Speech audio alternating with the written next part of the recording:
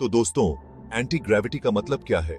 Simple भाषा में समझे तो ग्रेविटी हमें नीचे की तरफ खींचती है और एंटी ग्रेविटी, जैसा नाम से ही पता चलता है, हमें ऊपर की तरफ उठाने की कोशिश करेगा। अब यह सुनने में तो बहुत ही एक्साइटिंग लगता है, लेकिन क्या ऐसा हो सकता है? क्या हम सच में ग्रेविटी के खिलाफ जा सकते हैं? साइंटिस्ट्स का कहना है कि ग्रेविटी एक फंडामेंटल फोर्स है जो यूनिवर्स में हर चीज को एक दूसरे से जोड़ के रखता है। तो एंटी ग्रेविटी का मतलब होगा इस फंडामेंटल फोर्स को चैलेंज करना, जो कि इतना आसान नहीं है।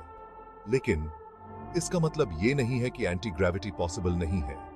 साइंटिस्ट्स आज भी इस कॉन्सेप्ट पे रिसर्च कर रहे हैं और उन्हें उम्मीद है कि एक दिन हम ग्रेविटी के बंधन से मुक्त हो जाएंगे। एंटी ग्रेविटी का कॉन्सेप्ट कोई नया नहीं है। सदियों से लोग उड़ने का सपना देखते आए हैं और ग्रेविटी को चैलेंज करने की कोशिश करते आए हैं।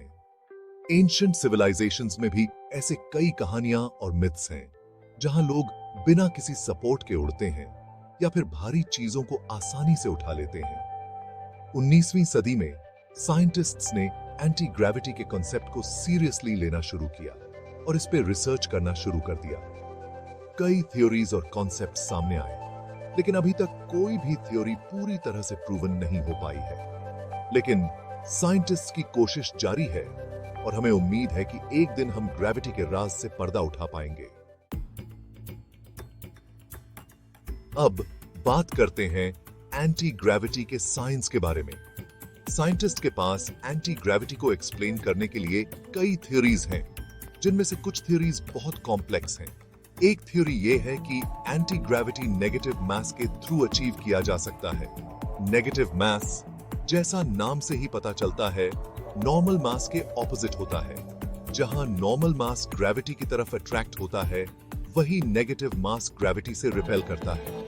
दूसरी थ्योरी यह है कि एंटी ग्रेविटी अचीव करने के लिए हमें स्पेस टाइम के कर्वेचर को मैनिपुलेट करना होगा।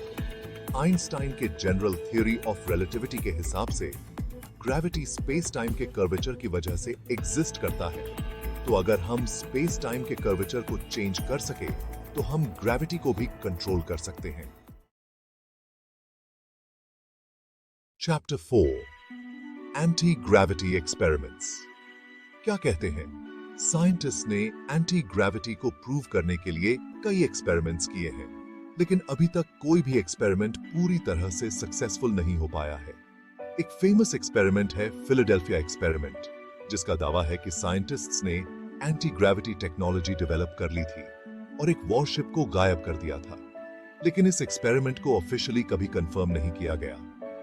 दूसरा एक्सपेरिमेंट है हचिसन इफेक्ट, जहां साइंटिस्ट जॉन हचिसन ने इलेक्ट्रोमैग्नेटिक फील्ड्स का यूज करके ऑब्जेक्ट्स को हवा में उड़ाने का दावा किया था। लेकिन यह एक्सपेरिमेंट भी कंट्रोवर्शियल है और इसके रिजल्ट्स इंडिपेंडेंटली वेरीफाई नहीं किए जा सके हैं। Chapter 5, anti gravity. Space. Mind क्या रोले है? स्पेस एक्सप्लोरेशन में एंटी ग्रेविटी एक गेम चेंजर साबित हो सकता है। अगर हम ग्रेविटी के बंधन से मुक्त हो गए, तो स्पेस ट्रैवल बहुत ही आसान और सस्ता हो जाएगा।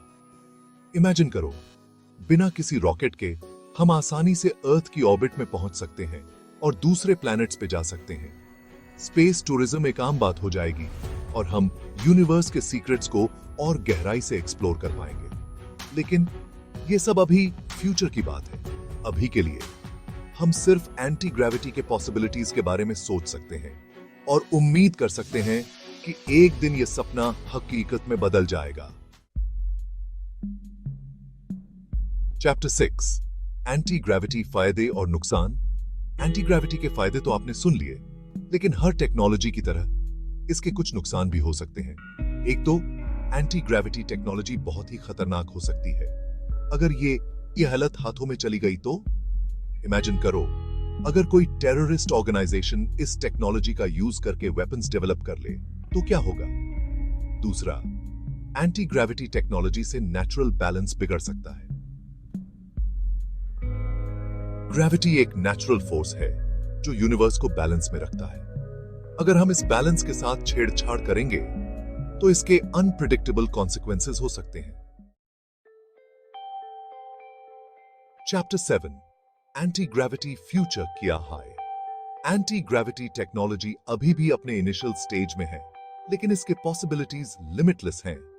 साइंटिस्ट का मानना है कि एक दिन हम ग्रेविटी के बंधन से मुक्त हो जाएंगे और यूनिवर्स में अपनी जगह बना पाएंगे।